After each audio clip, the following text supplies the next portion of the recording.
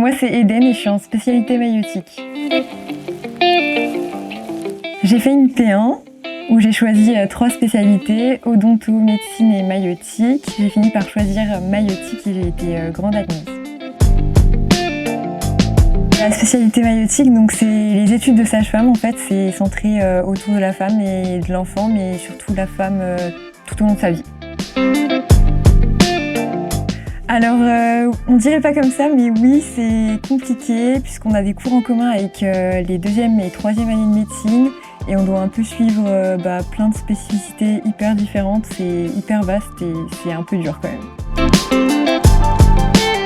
On a beaucoup de cours le matin et aussi en début d'après-midi. Généralement, les après-midi, elles sont assez light.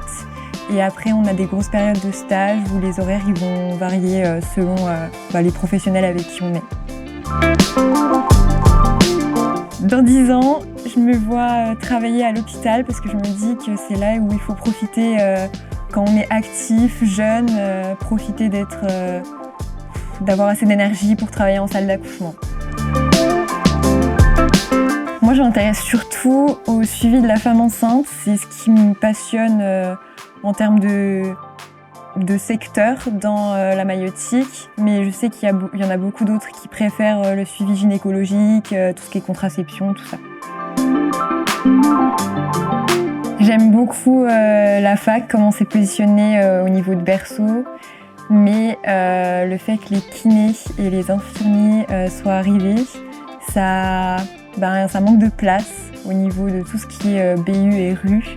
Et les allers-retours, faut bien habiter proche, sinon c'est compliqué. Je pense que, comme conseil pour les P1, je dirais qu'il faudrait s'organiser bien à l'avance.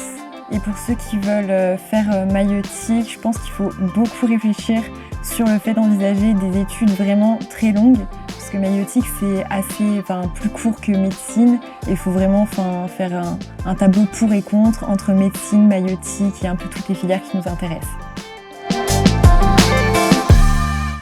En top 1, je dirais l'implant, parce que ça dure longtemps, il n'y a pas besoin de se prendre la tête. Ensuite, en top 2, je dirais la pilule, c'est un basique. Et en top 3, je dirais le préservatif, parce que c'est le seul moyen qui permet de protéger contre les maladies sexuellement transmissibles. C'était des genres de petites pièces bizarres, chien, horloge. C'est les organes du mec. Ok, faut que je réfléchisse.